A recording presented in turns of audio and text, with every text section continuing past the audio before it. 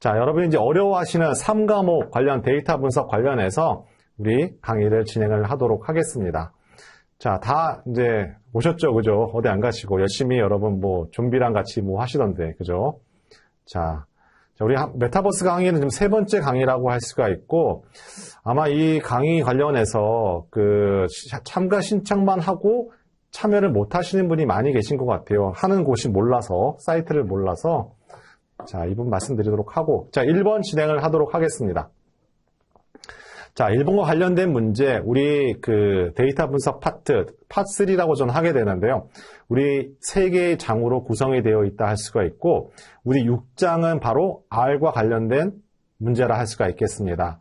우리 시험 문제 최근 2년 동안 R과 관련된 코딩단 관련된 문제가 그 출제 빈도가 상당히 낮아요. 한 문제가 우리 33회 때 등장했고, 자, 이 문제가 우리 시험 문제에서 실기 문제가 등장하지 않기 때문에 가면 갈수록 해당되는 R 코딩에 관련된 문제가 빈도가 낮을 거라고 예상합니다. 하지만 그렇다고 해서 전혀 출제되기는 어렵고 관련된 패키지 시험 문제에 등장 가능하다 할 수가 있겠습니다. 자, 여기 보시면 데이터 모형을 바꾸거나 그룹별 요약값을 계산하는 함수, 바로 reshape 패키지라고 할 수가 있고, 여러분 이제 실기 과정이 없기 때문에 이 패키지가 얼마만큼 중요한 역할을 하는지 약간 피부로 안 와닿을 수도 있어요. 하지만 굉장히 유용한 패키지라고 할 수가 있는데요. 여러분이 정리하셔야 될 것은 reshape 패키지는 뭐로 구성이 되어 있다? melt 함수랑 cast 함수로 구성이 되어 있다는 거 꼭 기억하셔야 됩니다. 그 중에서 melt 함수는 어떤 역할을 하게 된다고요? 자, 변수가 wide로 되어 있는 것을 한 개의 컬럼, 열 변수로 만들어주는 역할이 바로 melt의 함수의 역할이라는 것까지 여러분 꼭 기억하시기 바랍니다. 자, 나오게 되면 이와 같은 형태, 객관형 문제 또는 단답형 문제 다 출제될 가능성이 높은 문제라 할 수가 있겠습니다. 자, 그 두 번째 확인해 보도록 할게요. 자, 우리 주성분 분석은 우리 시험 문제에서 상당히 중요합니다. 왜 그러냐면 어떤 본 분석에 앞서서 사전 분석의 역할이 많은 것이 바로 주성분 분석이라고 하게 되고, 여러분이 기억하셔야 될 가장 큰 카테고리, 키워드는 뭐냐면 차원 축소라 할 수가 있겠습니다. 자, 차원 축소는 두 가지 방향으로 할 수가 있겠습니다. 어떻게 하냐고요? 주성분 분석처럼 그 변수 중에서 특징을 뽑아내서 차원을 축소하는 방법이 있고, 또 한 가지 방법은 우리 데이터 분석 파트에 우리 최적 회귀 방정식에서 전진 선택, 후진 제거와 관련된 부분이라 할 수가 있겠습니다. 그러면 두 사이에 뭐가 차이점이 있냐면, 우리 전진 선택, 후진 제거는 기존에 있는 변수의 성격을 하나 바꾸지도 않아요. 그 중에서 가장 영향력 있는 변수를 뽑아내는 변수 선택의 방법이라고 한다면, 주성분 분석은 기존에 있는 변수를 만들어내는 것이 아니라 그 변수 중에서 특징을 뽑아서 차원을 축소하는 방법이라고 할 수가 있겠습니다. 하지만 그 상위에 있는 키워드 카테고리는 차원 축소라는 겁니다. 그죠? 차원 축소를 어떤 형태로 하게 될 것인지에 관련된 부분이라 할 수가 있겠어요. 그러면 우리 1번 확인해 보도록 할게요. 자, 변수의 차원을 고차원에서, 그죠? 다차원에서 저차원으로 축소해서 중요한 우리 시험 문제 예상 단답형입니다. 다중 공성성이라는 거 해결할 수 있답니다. 여러분, 다중 공성성 굉장히 중요한 개념이고요. 다중 공성성이라는 건 뭐냐? 우리 다중회귀 분석할 때 독립 변수들 간의 상관성이 있게 되면 문제가 될 수가 있거든요. 그때 생겨나는 거 다중 공성성 다시 한번 강조드립니다. 이번 차시에 단답형으로 나올 가능성 상당히 높은 키워드입니다.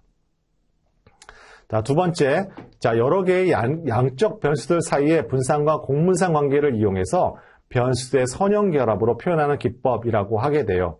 우리 주성분 분석은 데이터 분포를 가지고 차원을 축소를 하게 되죠. 우리 2차원에 있는 걸 X축, Y축으로 차원을 한 개, 1차원으로 축소를 하게 됩니다. 그죠? 자, 그럴 때 단순하게 차원 축소를 하게 되면 정보 손실이 발생을 하게 되고, 이 손실을 최소로 하기 위해서 분산이 최대로 되는 축을 찾게 되는 거, 이게 바로 주성분이라고 할 수가 있겠습니다. 자, 세 번째. 자, 과적합을 탈피하고 시각화를 용이하기 위해서 우리는 차원 축소를 하게 되는 것이죠. 중요한 개념들, 여기 과대적합, 과적합이 있는데요. 우리 분석 모델을 복잡하게 만들게 되면 트레인 데이터에는 정말 분류 성능이 좋게 되죠. 하지만 새로운 데이터, 학습에 전혀 관여하지 않은 데이터 똑같이 접목시켰을 때 그와 같은 성능을 발휘하지 못하게 될 때 우리는 과대적합이라고 하게 되죠. 그렇게 하기 위해서는 분석 모델을 복잡하게 만들면 안 된다. 차원을 축소를 해야 된다. 그래서 우리는 PCA라는 주성분 분석을 한다 할 수가 있겠습니다. 자, 우리 오답은 4번이라고 할 수가 있는데요. 여기서 잘못된 키워드라고 한다면 기존의 변수와 무관하게라는 것이 잘못된 키워드라고 할 수가 있겠습니다. 자, 기존의 변수 중에서 중요한 상관성을 바탕으로 해서 하나의 주성분을 만들고 그 주성분으로 설명 못하는 또 다른 독립인 제2의 주성분을 찾게 되는 것이죠. 예를 들자면 변수가 4개가 있어요. 독립 변수가. 그 4개의 변수를 가지고 회귀 모형을 만들게 되면 모델이 굉장히 복잡해진다고 제가 말씀을 드렸고 그 결과는 과대적합으로 이어진다고 했습니다.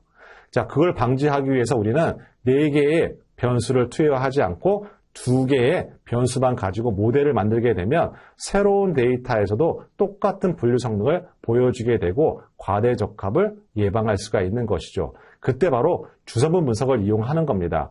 우리 아까 최적 회귀 방정식 할 때 전진 선택과 우리 후진 제거 방법은 기존에 있는 변수를 가지고 4개에서 2개로 줄이는 방법인 반면에 주성분 분석은 그 4개의 변수 중에서 특징을 뽑아내서 PC1이나 PC2 2개의 주성분을 가지고 모형을 만드는 것만 서로 간의 차이가 있을 뿐이지 대표적인 상위의 키워드에 관련된 것은 차원 축소라는 거 반드시 여러분 기억하셔야 되는 문제라고 할 수가 있겠습니다.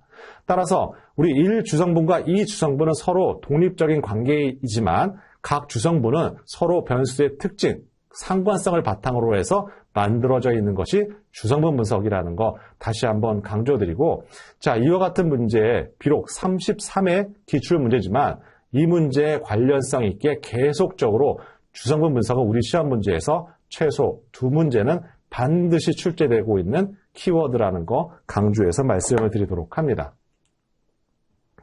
자, 다음 3번은 통계적 추론에 대한 설명이라고 할 수가 있겠습니다. 자, 해당되는 정답은 2번이라고 할 수가 있는데요. 우리 점 추정이라는 것은 하나의 점으로 추정을 하는 거죠. 하나의 값으로요. 하지만 상당히 오차가 있고 이게 정확한지 정확하지 않은지 우리는 판단할 수가 없습니다. 그래서 우리는 구간 추정을 하게 되는 것이죠. 자, 구간 추정에서 의미라는 것은 어떤 것이다? 자, 이거는 방법의 정확도의 의미라 할 수가 있겠습니다. 자, 우리 모집단을 알 수가 없어요. 모집단의 일부를 샘플링을 통해서 우리는 계속적인 신뢰 구간을 정합니다. 한 번 뽑아서 신뢰 구간을 정하고 또 뽑아서 신뢰 구간을 정하죠. 따라서 95%의 신뢰도라는 것은 자, 이와 같이 100번을 했더니만 95번은 해당되는 모수를 포함하게 되고 5번은 포함될 수도 있고 안 될 수도 있다는 의미지 반드시 모수가 그 안에 들어가야 된다고 생각하면 100% 오답이라는 거 다시 한번 강조드린다 할 수가 있겠어요. 따라서 그래서 정답이 2번 오답이라고 하게 되고 구간에 포함되어야 한다가 잘못된 키워드라는 거 다시 한번 강조드린다 할 수가 있겠습니다. 자, 해당되는 모수라는 것은 모평균이 될 수도 있고 모표준편차도 될 수도 있고 모분산도 될 수가 있겠죠. 그죠? 자, 모집단의 특성체를 우리는 모수라고 합니다. 따라서 앞에 어미 모자가 붙게 되죠. 자, 해당되는 모형평가 우리 3과목에서 반드시 출제되는 문제는 우리 모형평가에서 혼동행렬을 이용한 평가지표 반드시 출제가 되고 그 다음에 연관 분석에 관련된 측정 지표가 있습니다. 그죠? 지지도, 신뢰도, 향상도가 있어요. 이 문제는 반드시 출제가 되는 거고 이 문제는 우리 33회차 기출문제라 할 수가 있겠습니다. 자, F1 값을 알려면 뭐를 알아야 돼요? 프리시전과 리콜을 알아야 됩니다. 그러면 이와 같은 혼동행렬 저는 기업 강의할 때 미리 얘기를 합니다. 자, 여러분이 시험에 임하자마자 뭘 해야 된다? 문제를 보기 전에 이 혼동행렬 TP, TN, FP, FR 여기 다 FP를 미리 그림으로 그려내는 겁니다. 여러분이 주의하실 게 하나 있어요. 자, 여기 X축에 있는 게 실제값이고 위에 있는 게 예측값입니다. 이 위치가 바뀌게 되면 값이 바뀌는 게 있어요. 따라서 어떻게 정의를 하게 된다? 실제 값이 true일 때 예측값이 true인 걸 우리는 recall이라고 하게 되고, 자, 실제 값이 false일 때 예측치가 false인 걸 우리는 특이도라고 하게 되며, 정확도는 예측치가 true일 때 실제 값이 true일 때 우리는 precision이라고 하게 됩니다. 이렇게 주어가 무엇인지를 정의를 해야지만 이와 같이 서로 위치값이 바뀌더라도 헷갈리지가 않습니다. 이 점 다시 한번 강조드리고, 이 문제는 F1이 나왔기 때문에 이번 차시에서는 제가 보기에는 F 베타를 물어보는 문제, 계산 문제가 아니지만 F 베타가 2일 때 물어보는 문제, 기출문제도 있습니다. F2일 때 문제를 물어볼 수도 있고, 특이도나 또는 재현율을 물어볼 수 있는 문제가 이번 차시에 예상되는 모형평가 예상 문제라고 생각이 듭니다. 자, 이거는 다 5분의 2입니다. 여기 나와 있는 precision, recall 5분의 2니까 자, 대입하게 되면 자, 정답을 금방 구하실 수가 있습니다. 자, 5번 문제, 여기 해당되는 문제는 제 임의로 만든 문제입니다. 그만큼 중요하기 때문에 예상되는 문제고 기출문제가 아닙니다. 자, 우리가 알고 있는 모형평가는 분류에 관한 겁니다. 지도학습은 물론 타켓 변수의 존재 유무에 따라서 지도학습과 비지도학습으로 나눠질 수가 있지만, 지도학습은 다시 모형 측면에서 보면은 분류의 모형이냐 또는 회귀의 모형이냐, 분류라는 것은 팩터, 말 그대로 A, B, 그룹핑해서 분류하는 문제라고 한다면, 회귀 모형은 예측값을 평가하는 모형이라 할 수가 있겠습니다. 서로 다른 것이죠. 하지만 우리 시험 문제에서 뭐만 나온다? 분류 모형에 관련돼서만 시험 문제 범위라 할 수가 있고, 회귀 모형은 빅데이터 분석 기사의 시험 범위라 할 수가 있겠습니다. 그런데 분류 모형에서 여러 가지 여러분을 괴롭히고자 하는 지표가 있습니다. accuracy, 정분류율도 있고, 우리 error rate, 오분류율도 있고, 특이도, 민감도 여러 가지 평가 지표도 있어요. 하지만 이 정분류율과 오분류율 같은 경우에는 타켓 변수, 즉 목표 변수의 비율이 서로 비슷한 경우에 평가하는 지표라 할 수가 있지, 그게 만약에 불균형하게 된 경우, 즉 이게 너무 많죠. 현실적으로 어떤 특정 질병에 걸릴 사람과 안 걸릴 사람들은 굉장히 이 클래스가 타켓 변수의 비율이 분포가 상당히 불균형할 겁니다. 그죠? 이럴 때는 정분류율, 오분류율을 가지고 평가를 하면 절대로 안 된다. 다시 한번 강조드립니다. accuracy와 error rate, 오분류율은 이 타켓 변수, 목표 변수의 클래스가 서로 비슷할 경우, 비슷하다, 안 비슷하다 할 경우는 따로 기준이 없지만 서로 2배 이상의 차이가 나게 되면 우리는 그걸 클래스 불균형 또는 범주의 불균형이라고 하게 되고, 그럴 때 쓰는 평가 지표는 여기에 나와 있는 바로 민감도와 특이도라고 할 수가 있습니다. 따라서 해당되는 문제는 객관형 문제였지만 범주의 불균형, 클래스의 불균형 똑같은 표현이라 할 수가 있고, 단답형으로 나와도 이상할 것이 없다 할 수가 있겠습니다. 왜? 실제로 데이터 분석을 할 때 타켓 변수가 불균형인지 아닌지를 반드시 확인하게끔 돼 있습니다. 그죠? 따라서 이런 문제 얼마든지 나올 수가 있고, 이와 같이 브랭크를 만들어서 단답형 문제로도 출제 가능하다. 다시 한번 강조해서 말씀을 드리도록 합니다. 정답은 1번이지만요. 자, 두 번째는 과대적합에 관련된 문제라 할 수가 있겠습니다. 과대적합 상당히 중요하고, 과대적합 여러분 어렵게 생각하지 마시고 의사결정 나무에서 갑자기 생각이 나는데요. 우리 정형 데이터 마이닝 파트에서 우리 특정 알고리즘 어떻게 학습을 하냐면, 정형 데이터 마이닝에서는 뭐가 있냐? 데이터 마이닝이 첫 번째 개념이 등장하게 되고 기능이 나오게 되고, 그죠? 데이터 마이닝의 프로세스가 나오게 되고 여러 가지 분석 기법이 등장합니다. 그죠? 그래서 로리스트 회귀 분석에서 중요한 포인트가 몇 가지, 인공신경음악에서 몇 가지, 의사결정 나무에서 몇 가지, 이렇게 포인트만 잡아내도 여러분 해당되는 그 데이터 분석 파트 3 과목은 생각보다 수월하게 넘어가실 수가 있습니다. 왜냐하면 특정 분석 기법에 몰아서 출제되는 경우는 0%에 가깝습니다. 그죠? 따라서 해당되는 기법마다 중요한 구분하는 특징이 있어요. 인공신경음악의 특징과 의사결정 나무의 특징을 구분하는 포인트가 있습니다. 그래서 두 개 혼동하게 만들어 놔서 오답을 형태로 출제된다는 거 할 수가 있겠습니다. 그죠? 자, 갑자기 이 생각이 나서, 하지만 과대적합이라는 건 뭐가 중요하냐면요. 의사결정 나무에서 포인트가 몇 가지 있는데, 의사결정 나무를 풀트리하게 만들게 되면 분석 모형을 복잡하게 만들다고 얘기를 합니다. 또 인공신경망에서 은행 레이어를 2개, 3개 막 쌓게 되면 그 분석 모형 굉장히 복잡하게 만들게 되고 결과적으로 우리 과대적합에 직면하게 되는 겁니다. 모든 콘셉트는 똑같아요. 따라서 과대적합하지 않도록 중간에 최적의 모델을 우리는 찾아야 되는 게 바로 분석자의 고민 방법이라 할 수가 있겠습니다. 과대적합의 정의예요. 자, 생성된 모델이 훈련 데이터에 최적화되어 있는 경우, 자, 테스트 데이터의 작은 변화에도 민감하게 반응하게 되는 것이죠. 이게 바로 과대적합의 정의입니다. 그저 반응하지 않는다라고 했기 때문에 오답 보기라는 거 기억하시면 되겠어요. 나머지 2번, 3번, 4번 다 해당되는 오버피팅, 과대적합에 대한 내용이고, 자, 이 모형이 계속 문제가 출제가 됩니다. 우리 기출문제 보시면 바이어스와 베리언스라는 것이 등장하게 됩니다. 자, 모델이 복잡해지면 복잡해진다. 은행 레이어가 많아진다. 또 의사결정 나무로 표현하자면 자, 풀트리가 된다. 그래서 의사결정 나무에서 뭐가 등장하게 되나요? 가지치기와 정지규칙이 만들어지게 되는 거예요. 왜? 그래야지만 과대적합되지 않으니까요. 또는 다중회귀 분석에서 뭐가 나와요? 독립변수의 수가 너무 많아지게 되면 분석 모형이 복잡해지니까 뭘 하게 되는 것이죠?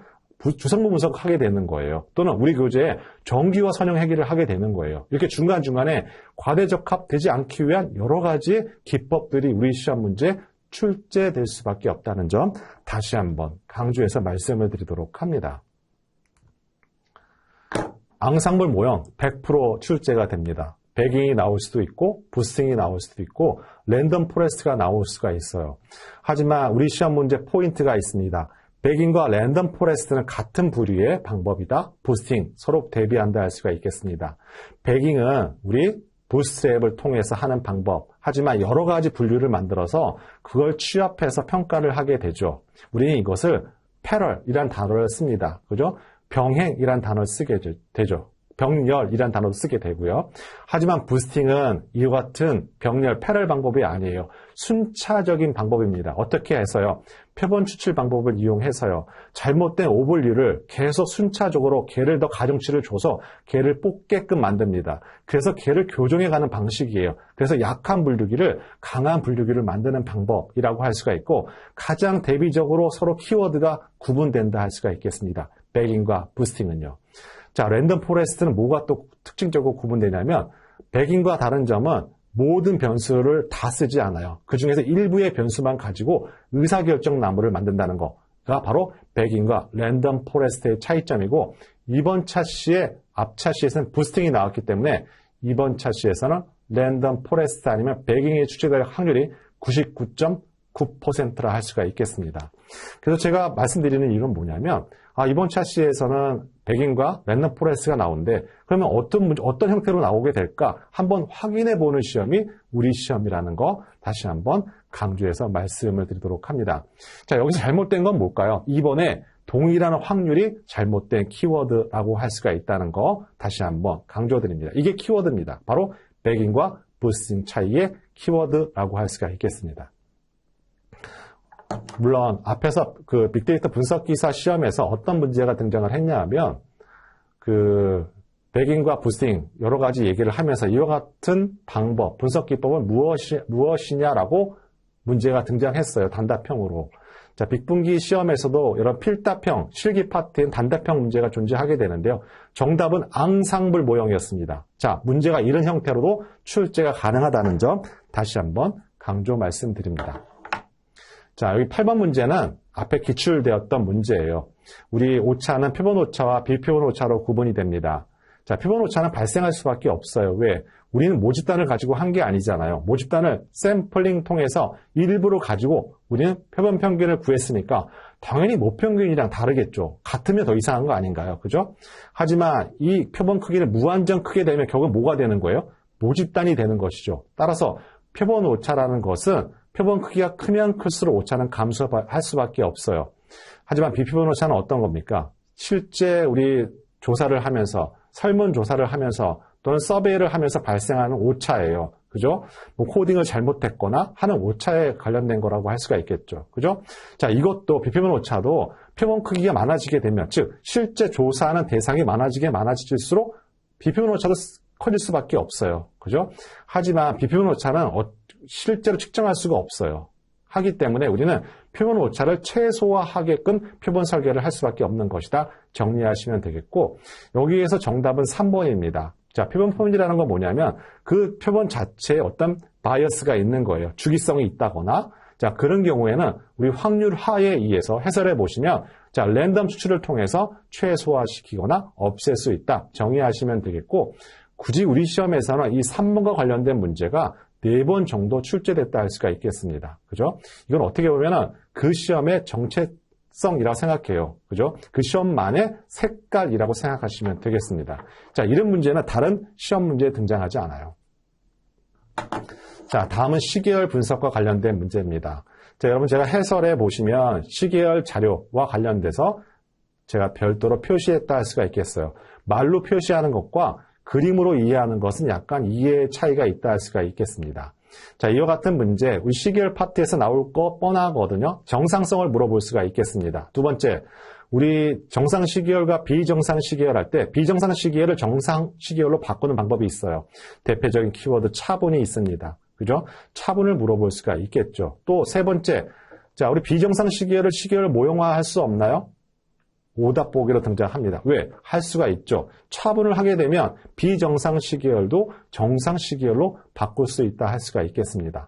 또 하나, 우리 시험 문제에선 AR과 MA, AR, MA, RMA의 PDQ를 물어보는 문제가 등장 가능합니다. 그죠? 단답형으로 예상하게 되고 이런 문제가 등장하게 되면 난이도는 중 이상 올라간다고 할 수가 있겠어요. 또 하나, 분해 시계열에 관련된 4가지 요인 관련된 문제, 우리 시험 문제에 너무 많이 출제된 패턴이라고 할 수가 있겠습니다. 자, 이 문제는 또 방향이 달라요. 시계열 분석 기법과 관련된 문제, 이동평균법 관련된 문제라고 할 수가 있고, 이동평균법 교재에 보시면 불규칙 변동과 추세 변동 요인을 제거하고 나와 있습니다. 그죠? 따라서 왜 4번이 오답이라는 거 확인하는 거 중요하고요. 우리 그래프를 통해서 좀 더 확인해 보도록 할게요. 추세 변동이라는 것은 장기적 변동이에요. 그래서 규칙성이 아주 불규칙하지 않아요. 이와 같은 형태, 아주 선형적으로 증가하거나 선형적으로 감소하는 형태를 갖고 있는 게 추세 변동의 그림이라 할 수가 있고, 불규칙 변동은 여러분이 그림만 봐도 쉽게 알 수가 있습니다. 자, 순환 변동이라는 것은 우리 지금 국내 경기와 관련된 변동이라고 생각하시면 되겠고, 이와 같은 곡선의 형태를 갖고 있습니다. 마지막에 우리 계절 변동이라는 것은 중요 키워드가 있어요. 고정된 주기가 키워드입니다. 계절된 요인을 물어보게 되고 고정된 주기가 나오게 되면 그 답은 계절 요인입니다. 계절 요인은 딱 1년 주기 형태를 갖고 있어요. 우리 여름에는 아이스크림 많이 팔리잖아요. 그죠? 이때는 매출의 곡선이 올라가겠죠. 그죠? 그래서 이 4가지 그림을 통해서도 우리 시험 문제에서는 등장 가능하고, 빅데이터 분석기 사에는 이미 이와 같은 그림을 보여주게 되고 요인을 찾는 문제 출제된 바 있다는 거 다시 한번 강조해서 말씀을 드리도록 합니다. 자, 제 목소리 잘 들리시면 채팅창에 1번 올려주시면 감사하겠습니다. 1번 올려주시면 감사하겠습니다. 예. 왠지 저 혼자 독백하는 것 같잖아요. 그죠? 여러분이 안 계시니까. 네, 감사합니다. 자, 우리 10번 문항입니다. 우리 시험 문제는 약간 다른 데이터 검정 시험 경계에 많이 걸쳐 있다 제가 말씀을 드렸습니다. 자, 우리 10번 같은 문제, 우리는 사회조사 분석사의 유형의 문제라고 얘기를 해요.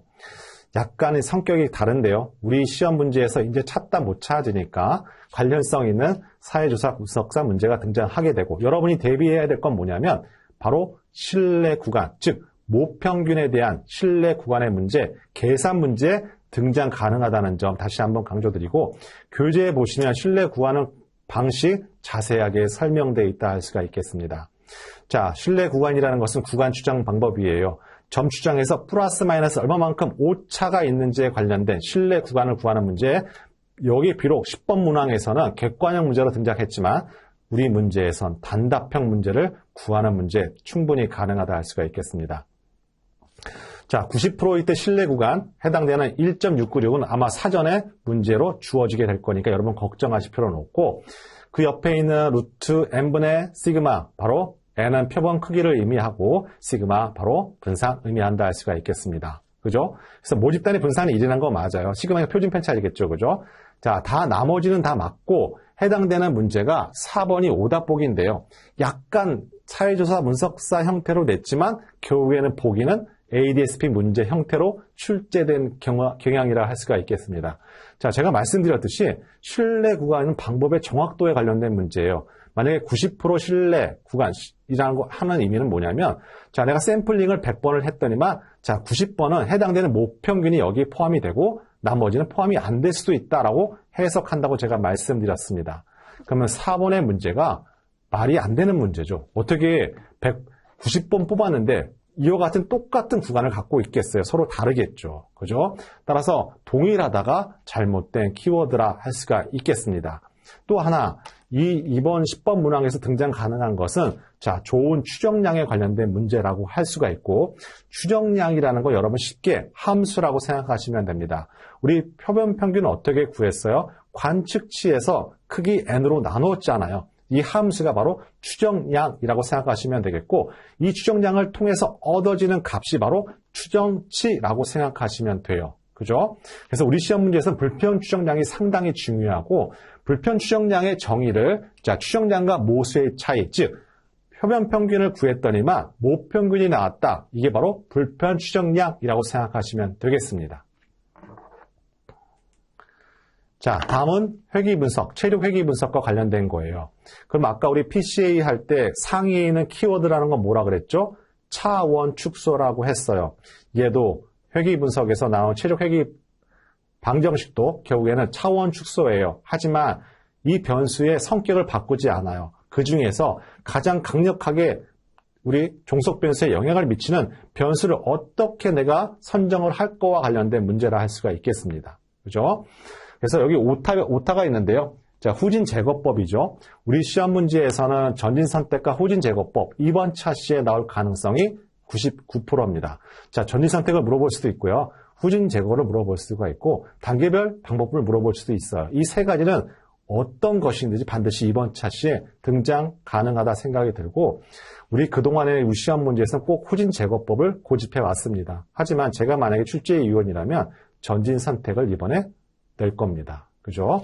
자, 이 부분 다시 한번 말씀드리도록 하고, 여러분 꼭 정리하셔야 된다. 여기서 정답은 3번이지만 잘못된 키워드는 중요도에 영향을 받지 않는다가 잘못된 키워드라 할 수가 있겠습니다. 자, 중요도에 따라서 변수가 추가될 수도 있고 제거될 수가 있는 것이죠. 다시 한번 강조해서 말씀드리도록 할게요.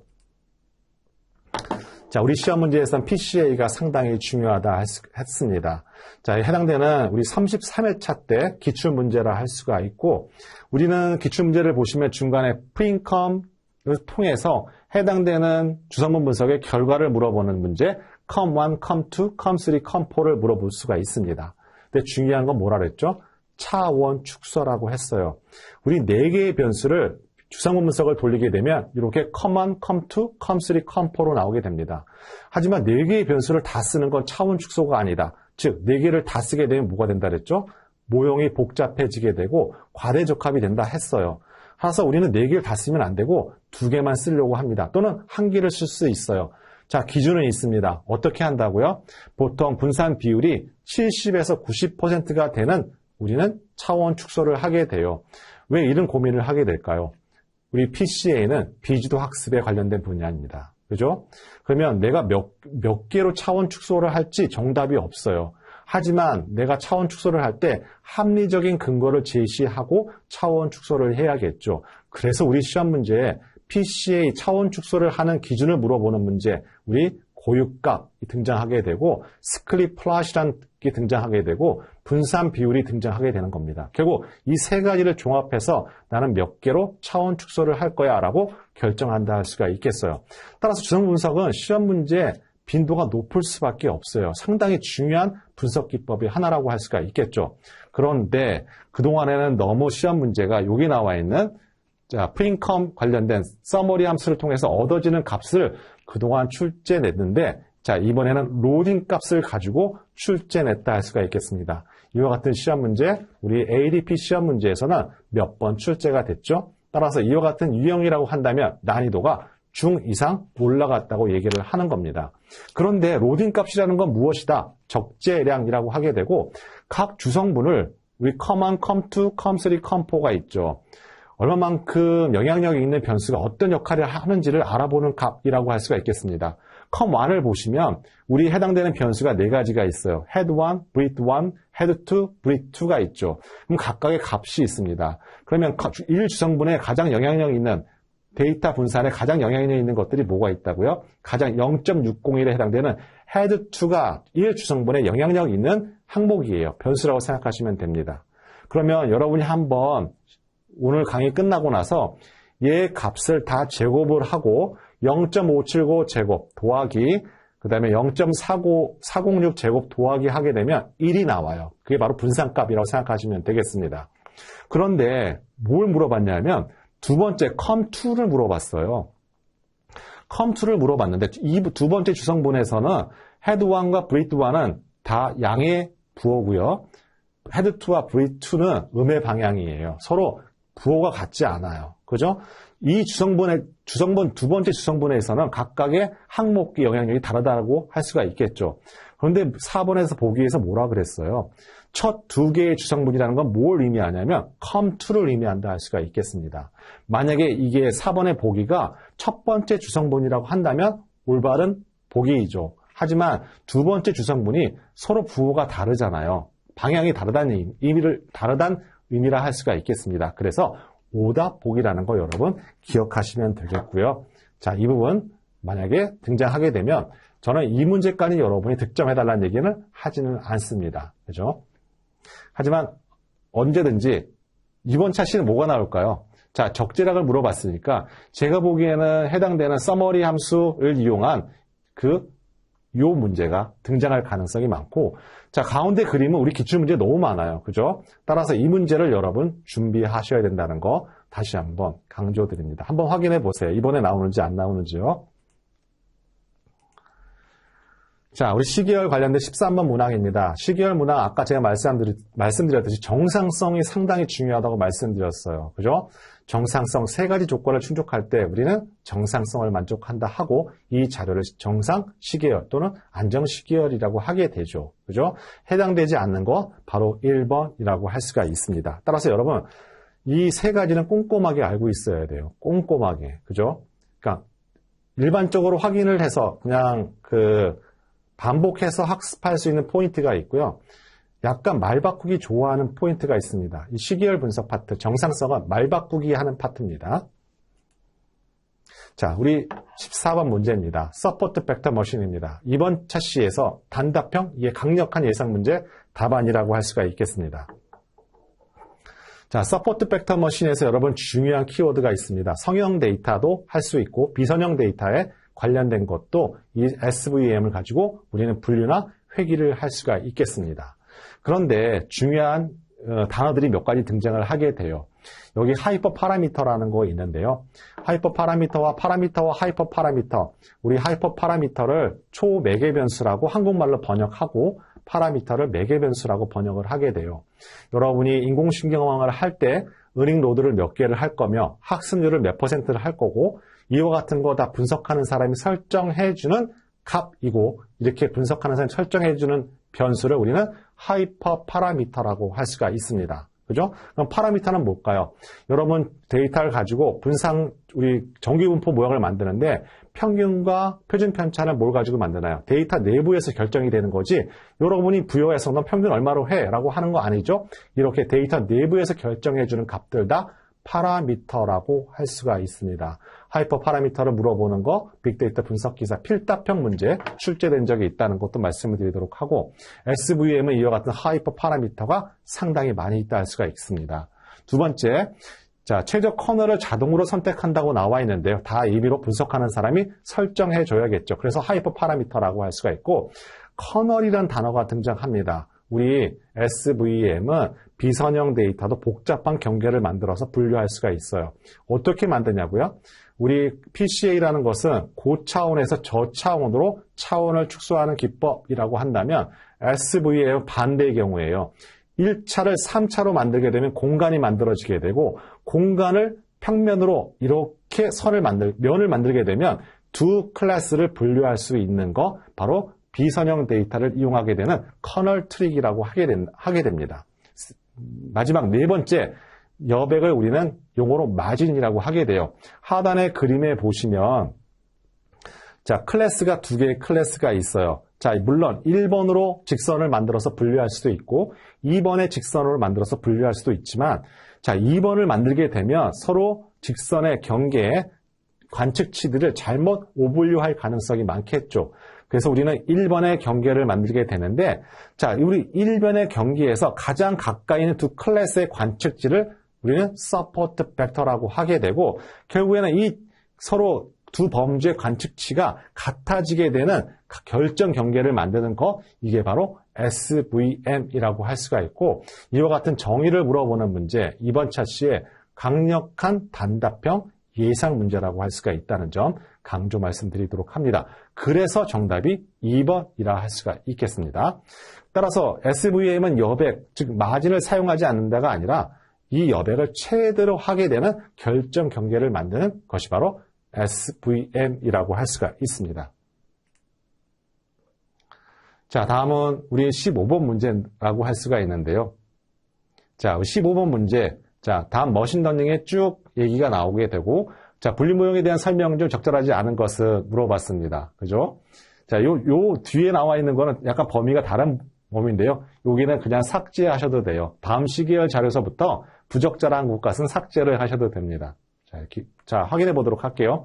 자, 분류 작업의 특징은 클래스에 대한 사전에 명확한 정의가 필요하죠. 왜? 타켓 변수가 필요하니까요. 그죠? 다음 분류 모형을 위한 알고리즘으로는 KNN, 의사결정, 나무 알고리즘들이 있습니다. 세 번째, 분류 모형은 군집 분석처럼 이게 잘못된 거예요. 왜냐하면 분류 모형이라는 것은 지도학습이죠. 지도학습은 크게 분류 모형인지 회귀 모형인지를 나눠지게 되고 군집 분석이라는 것은 비지도학습 방법이에요. 즉 타켓 변수, 목표 변수가 없어요. 서로 비교 대상거리조차도 안 되는 거죠. 그죠? 그래서 정답이 3번이 오답이 되는 겁니다. 자, 다음 16번입니다. 의사결정 나무에 중요한 출제 키워드가 있습니다. 뭐가 있냐면요. 비모수적 모형이라는 거예요.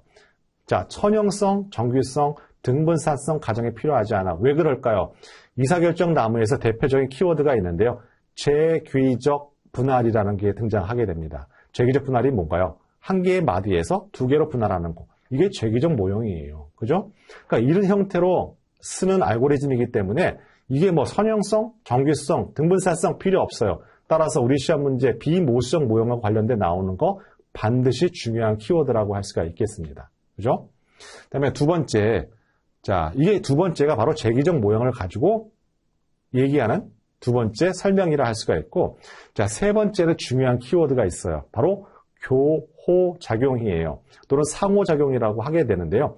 의사결정 나무와 인공신경망을 가지고 오답보기 고르는 형태에 등장하게 되면 이 단어가 100% 등장하게 될 겁니다.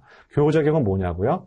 예를 들자면 어떤 기업의 브랜드 가치를 종속 변수를 하게 되고 그 기업의 광고액과 그 제품의 어떤 매출액을 가지고 독립 변수로 한다고 가정을 해봅시다. 그런데 이 광고액과 이 매출액, 이 제품의 매출액을 서로 곱하기 결합을 했을 때 각각에 작용하는 종속 변수의 영향보다 훨씬 더 기울기가 가파르게 만들게 된다. 즉, 기업 브랜드 가치를 훨씬 더 증대해주게 될 때 우리는 교호작용이 있다고 얘기를 해요. 하지만 이렇게 곱하기 형태로 나오게 되는 거, 재귀적 분할을 하게 되면 좀 더 이해하기에 편합니다. 왜? 한 마디가 두 개로 쪼개지기 시작하니까요. 그죠? 자, 이와 같이 장점을 갖고 있는 게 바로 의사결정 나무라고 할 수가 있겠습니다. 자, 네 번째 오타인데요. 우리 인과 관계가 아니라 인과죠. 그죠? cause and effect입니다. 원인과 결과. 하지만 의사결정 나무로 회귀 분석처럼 원인과 결과를 파악할 수는 없어요. 그죠? 따라서 정답은 4번. 인과 관계가 잘못된 키워드라는 거 강조해서 말씀을 드리도록 하고, 우리 교호작용 주요 키워드, 비모수적 모형, 의사결정 나무에서 굉장히 중요한 키워드라는 점 다시 한번 강조해서 말씀을 드리도록 합니다. 우리 시험에서 모형평가, 평가지표 반드시 나오고요. ROC도 반드시 나옵니다. 반드시 나옵니다. 또한 우리 교재 이익도표와 향상도 곡선 둘 중에 하나는 반드시 출제될 가능성 높습니다. ROC는 반드시 나온다는 거 꼭 기억하시고요. 우리 ROC 정의할 때 뭐가 중요하죠? 우리 분류 모형을 평가를 하는 거예요. 분류 모형을 평가를 하는 거예요. 예를 들면 두 개의 알고리즘이 있는데 누가 더 좋은 성능을 갖고 있는지를 알고 싶은 거죠. 그죠? 그런데 우리 X축은 뭐예요? 1-특이도고 Y축은 민감도로 구성이 되어 있고 얘를 다른 용어로 뭘 얘기를 하냐면 TPR과 FPR로 얘기를 해요. 우리 교재에 보시면 45도 대각선 모형으로 나와 있죠? 따라서 비례하는 관계에 있다 할 수가 있겠습니다. 두 번째, 우리 레퍼런스 라인이라고 하게 되고 이 AUC가 0.5일 때 그 값을 해석하는 방법이 우리 시험 문제 출제 포인트예요. 이 값이 0.5라는 것은 분류 능력이 없다는 거예요. 그죠? 물론 1일 때는 AUC가 1일 때는 가장 최적의 모형이지만 그 값이 0.5일 때는 분류 능력이 없다는 점 다시 한번 강조드리고 3번 넓을수록 좋은 성능을 갖고 있다.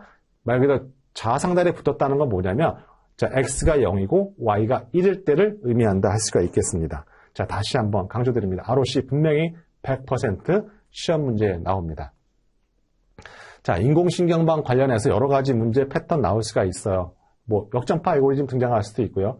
기울기 소시 문제 등장할 수 있어요. 또한 빅분기 시험에서 뭐가 등장했냐면 우리 그 입력 로드와 우리 가중치, 가중합이라고 얘기를 하죠. 그 계산하는 문제가 등장했어요. 계산하는 문제가. 자, 그래서 그 문제까지는 제가 다 설명드릴 수는 없고 말 그대로 입력 로드와 가중치 서로 합을 하고 나중에 바이어스를 도하게 되는 문제가 계산 문제로도 등장했습니다. 자, 하지만 이 문제는 뭐와 관련된 문제냐면 바로 교호작용이에요. 교호작용은 뭐와 관련되어 있는 거다? 의사결정남의 강력한 장점이라고 하게 되고 인공신경망은 이 교호작용 파악하기 상당히 힘들어요. 즉, 우리는 역전파 알고리즘이라는 건 뭐라 그랬죠? 손실함수가 최소가 되도록 무한 반복을 하게 돼요. 변화가 없을 때까지. 그렇게 인공신경망은 끝낼 수도 있고 이게 너무 많은 시간이 걸리게 되면 이 반복 획수를 분석하는 사람이 설정할 수가 있어요. 야, 이거 2000번만 서로 왔다 갔다 하고 끝을 내. 아니면 손실함수가 최소가 되도록 역전파 알고리즘 무한 반복을 해. 라고 할 수도 있습니다. 하지만 인공신경망의 분리 성능이 우수한 건 맞아요. 하지만 이걸 통계적으로 설명하기 너무 어려워요. 왜 그러냐면 실제 여러분 R이라는 통계 패키지, 파이썬도 마찬가지지만 실제 분석을 하게 되면 이와 같은 역전파 알고리즘의 간선이 눈에 보이지 않을 정도로 많이 왔다 갔다 해요. 이거를 통계적으로 설명하기는 불가능하죠. 그래서 인공신경망을 블랙박스 같다라고 얘기를 하는 겁니다. 그죠? 그래서 주의하실 것은 무엇이다? 교호작용은 의사결정나무의 특징이자 장점이다. 만약에 인공신경망을 가지고 교호작용을 얘기하면 절대 안 된다. 다시 한번 강조드린다 할 수가 있겠습니다. 자, 다음은 연관 분석이에요. 연관 분석 반드시 등장하게 되죠. 물론 세 가지 측정 지표도 출제가 되고 특히 향상도가 가장 출제 빈도가 높아요. 그것이 1일 때 또는 1보다 클 때, 1보다 작을 때도 중요하고요. 또 하나 연관 규칙의 장단점을 물어볼 수도 있습니다. 그죠? 이건 장단점에 관련된 문제라고 하게 되고 자, 첫 번째 1번, 2번, 3번은 연관 분석과 관련된 거예요. 왜 3번이, 이거 3번이 연관 분석과 관련되지 않을 것 같은데 라고 하게 되지만 이와 같은 연관 분석을 이용해서 서로 간의 관련성이 있는 것은 진열을 할 때 가까이 진열을 하게 되는 것이죠. 자, 4번은 뭐가 잘못되어 있냐면 자, 연관 분석이라는 것은 어떤 방법이다? 비지도 학습 방법이에요. 타겟 변수가 없어요. 목표 변수가 없습니다. 자, 4번에 보시면 구매 가능성이 높은 고객이라 했어요. 구매를 할까 말까, 즉 타겟 변수가 명확하다 할 수가 있고 4번은 말 그대로 연관 분석, 비지도 학습 방법이 아니에요. 그래서 관련이 없는 것은 4번이 정답이라 할 수가 있겠습니다. 자, 다음 추정에 관한 거라고 할 수가 있겠습니다. 자, 정답은 3번인데요. 우리 점 추정이라는 거 이게 잘 됐나 안 됐나, 이게 몇 프로 신뢰할 수 있는지 확인할 수 있다 했습니까? 확인할 수 있는 방법이 없어요. 그래서 점 추정이 그만큼 불안전하기 때문에 우리는 구간 추정을 한다 할 수가 있고 그래서 3번이 오답 보기라 할 수가 있고 이 문제 33의 기출문제라 할 수가 있겠습니다. 이건 연관 분석의 우리 장점과 단점에 관련된 문제라고 할 수가 있겠습니다. 자, 연관 분석에 또 추가적으로 제가 나올 가능성이 있는 것들이 한다면 알고리즘이에요.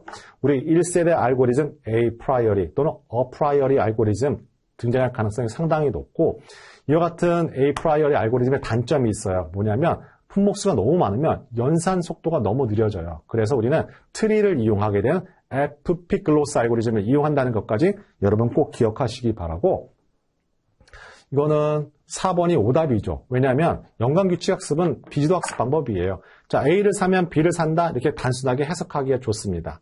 또 하나 우리 해당되는 연관분석은 어떤 분석이냐면 동시에 에 관련된 개념이라고 할 수가 있고 시간과 관련된 개념, A를 구매한 다음에 B를 구매할까? 시간과 관련된 개념은 순차 패턴 분석이라고 하게 되고 얼마든지 우리 시험 문제에서 단답형으로 출제 가능하다 할 수가 있겠습니다.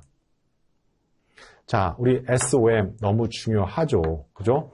여러분이 이제 중간에 한번 테스트할게요. 제 목소리 잘 들리시면 1번 올려주시면 감사하겠습니다. 네, 감사합니다. 자, 1번 올려주시면 감사하겠습니다. 제 목소리 속도 괜찮으신가요? 너무 빠르거나 너무 느리거나 그렇지도 않고 제가 보기에는 그냥 일반 강의하는 속도라 할 수가 있겠습니다. 네.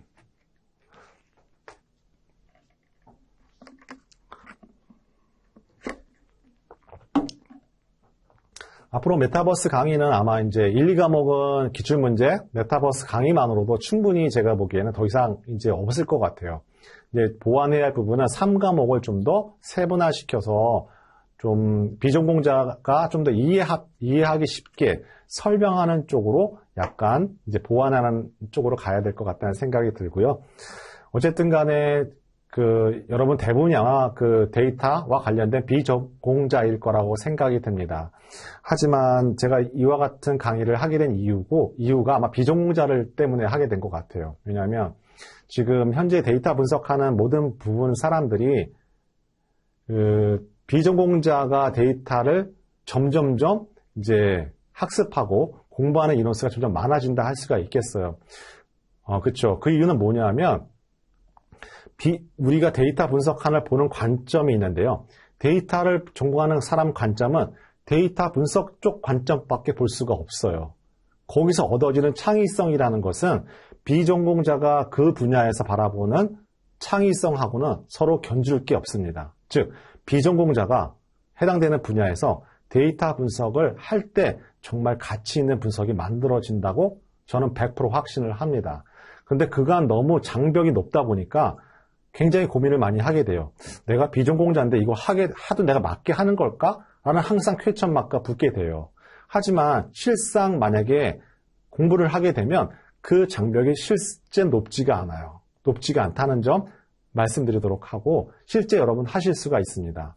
즉 여러분이 비전공자가 그림을 그리는 거랑 전공자가 그림을 그리는 거랑 비교를 하자면 물론 전공자가 그림을 그리면 좀 예쁘게 그림을 그리겠죠. 하지만 그 그림에선 창의성이 없어요. 하지만 비전공자가 그림을 그리지만 비록 투박하지만 굉장히 창의적인 그림이 만들어낼 수가 있습니다. 그죠? 그래서 저는 이런 부분 때문에 해야 되고 앞으로도 할 수밖에 없는 그런 시대가 올 거라고 저는 믿습니다. 이 점 다시 한번 말씀해 드리도록 하고요. 자, 오늘은 이제 ADSP 시험이니까 우리 ADSP 시험만 말씀드리도록 할게요. 어쨌든 간에 제가 생각하는 데이터를 바라보는 관점은 그렇습니다. 자, 여러분 어렵지 않습니다. 제가 어렵지 않다면 정말 어렵지 않은 거예요. 자, 우리 SOM, 자기조직화 지도, 우리 교재를 보면 어떤 이야기인지 또는 실제 이해가 가지 않아요. 우리 SOM은 인공신경망과 서로 비교해서 시험 문제가 출제가 됩니다. 똑같은 키워드는 뭐냐면요. 인공신경망을 이용한다는 거예요. 그죠? 하지만 우리 인공신경망은 지도학습이고 SOM은 비지도학습 방법이라는 거. 그죠? 이게 중요하고요. 또한 SOM은 차원 축소를 할 때 써요.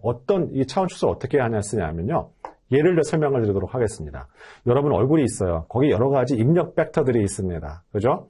그래서 걔를 입력 벡터들 다 색깔이 달라요. 막 7가지, 10가지 넘는 색깔이 있어요. 그거를 여러분 3D로 여러분 얼굴 마스크를 이렇게 투영해 본다고 가정해 봅시다.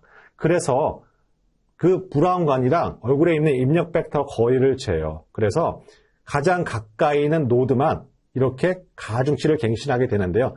이 가중치를 갱신해야 된다는 건 어떤 의미냐면 가까이 있는 것은 더 가까이, 멀리 있는 것은 더 멀리 이렇게 만들어요. 그럼 얼굴의 3D 마스크를 2가지 색깔 또는 3가지 색깔로 차원 축소를 할 수 있는 것이 바로 대표적인 SOM이라고 할 수가 있습니다.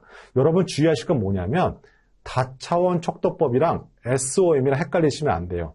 SOM에서는 항상 어떤 키워드가 등장하게 되냐면 인공신경이란 단어가 꼭 등장을 하게 됩니다. MDS도 차원 축소를 하는 방법이에요. 주성분 분석과 같이 차원 축소를 하는 방법입니다. 그죠? 이 점 다시 한번 강조드리도록 할게요.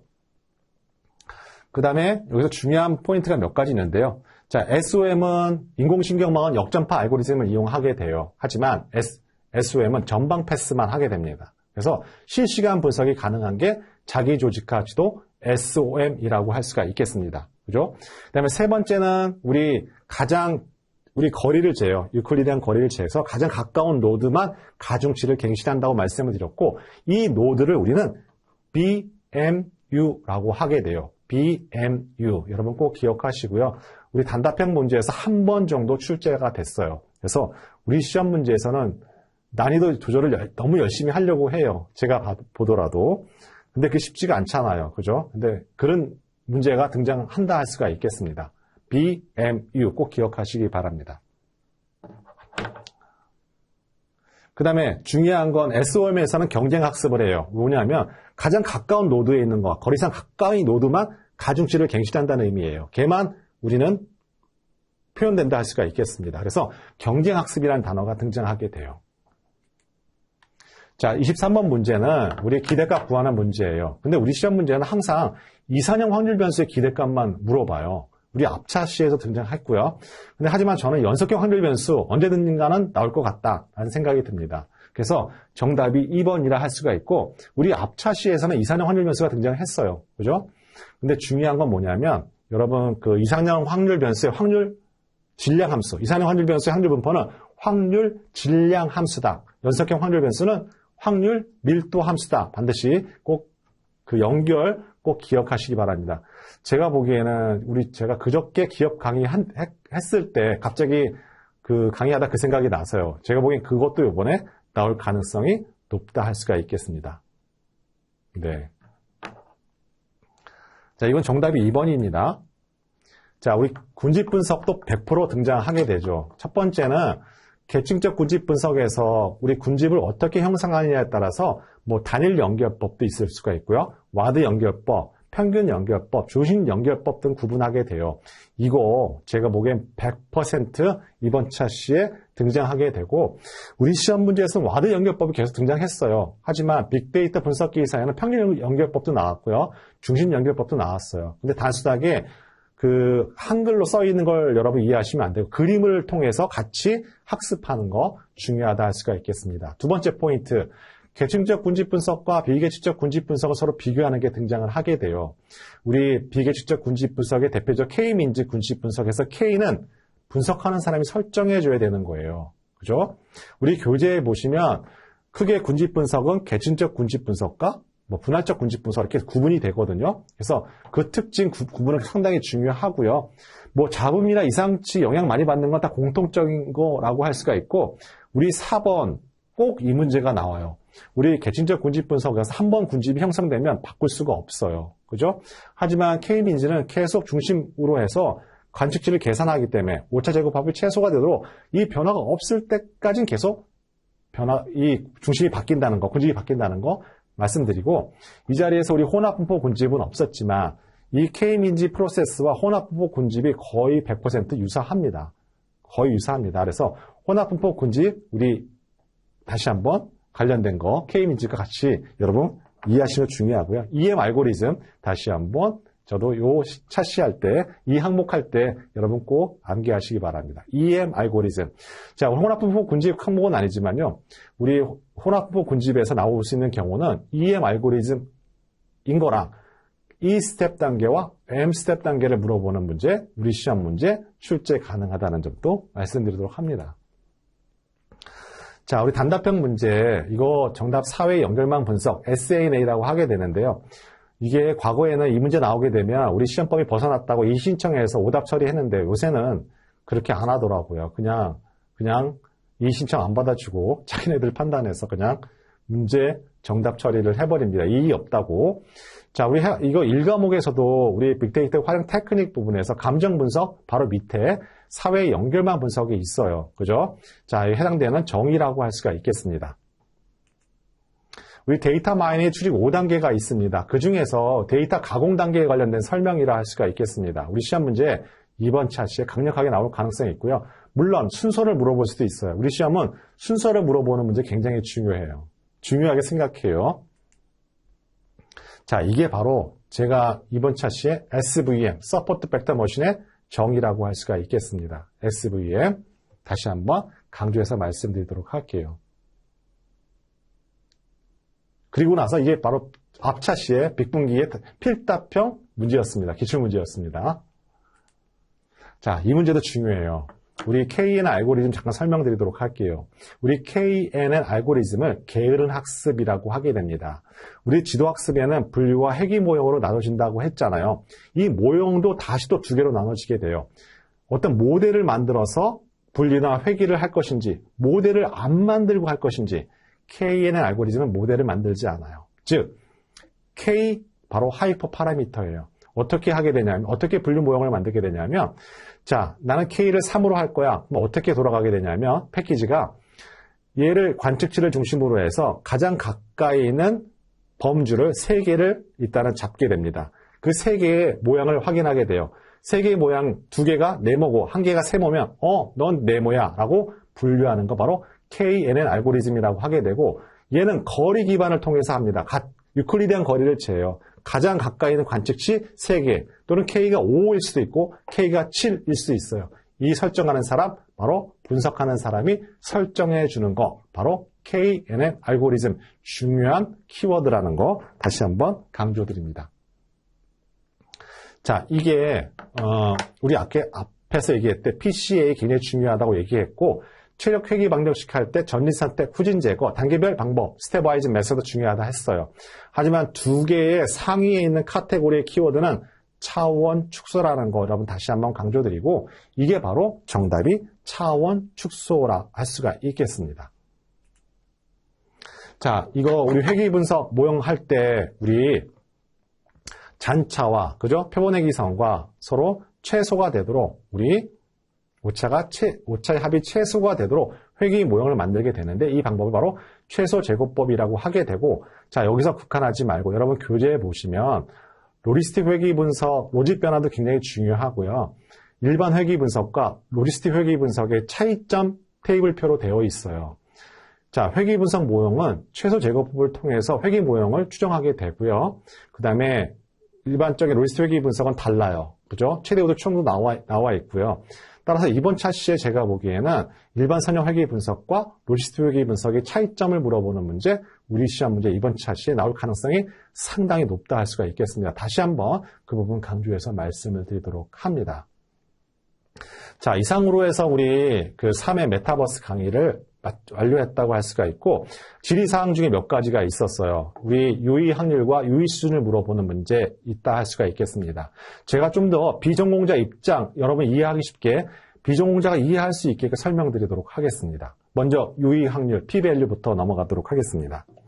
자, 유의 확률이라는 것은 귀무가설이 맞다는 전제 하에서 실제 관측대 확률이라고 할 수가 있겠습니다.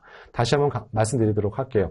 P-value, 유의 확률이라는 것은 귀무가설이 맞다는 전제 하에서 실제 관측대 확률이라고 하게 되죠. 하지만 우리는 가설 검정이라는 게 뭐예요? 크게 2가지가 있죠. 귀무가설과 대립가설이 있습니다. 귀무가설이라는 것은 말 그대로 일반적인 사실이에요. 만약에 여러분이 여기 볼펜이 수명이 만약에 1년이라고 한다면 그게 귀무가설이죠. 하지만 우리 가설 검정이라는 것은 검정의 대상이 뭔가요? 귀무가설입니다. 내가 귀무가설을 깨트릴 수 있는 반박 자료가 있으면 귀무가설을 기각하는 것이고, 내가 귀무가설을 깨트릴 수 있는 반박 자료가 없으면 귀무가설을 채택할 수밖에 없어요. 하지만 기각, 채택하기 위해서는 어떤 구분점이 필요하게 되고, 그것이 바로 유의 수준이라고 할 수가 있겠습니다. 그러니까 유의 수준이라는 것은 결국은 오류예요. 제1종 오류죠. 즉, 제1종 오류가 지키는 것이 제2종 오류, 베타 오류보다 더 심각하기 때문에 우리는 일반적으로 알파, 유의 수준을 고정해놓고 가설 검정을 한다 할 수가 있겠습니다. 즉, 1-알파 정도 이 안에 들어가게 되면 나는 네 귀무가설 맞다고 내가 허용해 줄게. 하지만 너무 벗어나게 되면 난 네 얘기 못 믿겠어 라고 하게 되는 것이죠.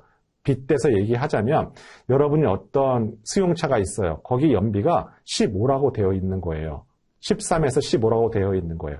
그래서 나는 그걸 못 믿어서, 그게 귀무가설이죠. 못 믿어서 자동차 회사에 가서 100대를 샘플링을 해서 실제 연비를 재봤어요.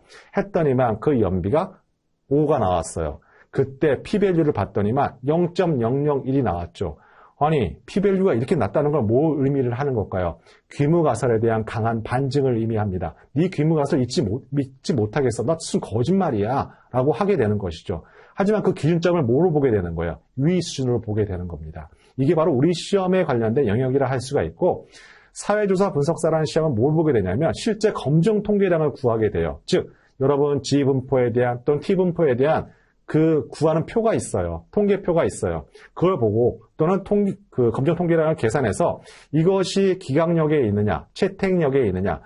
기각력에 있다는 것은 유의수준보다 작게 되는, 즉 P밸류가 유의수준보다 작게 됐을 때 우리는 그걸 기무가설을 채택할 수 있는 영역이라고 하게 되고, 검정 통계량을 구해서 우리는 가설 검정을 하는 게 사회조사 분석사 시험인 반면에 우리는 해당되는 통계 패키지가 P밸류 값을 계산해 줘요. 그래서 유의 수준과 비교하는 것이 우리 ADP, ADSP의 시험 영역이라고 할 수가 있습니다. 이렇게 구분하시면 될 것 같아요.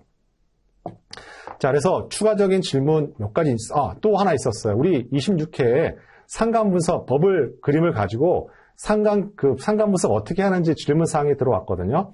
그런데 아쉽게도 그거는 여러분이 이해 못 하시는 게 아니라요.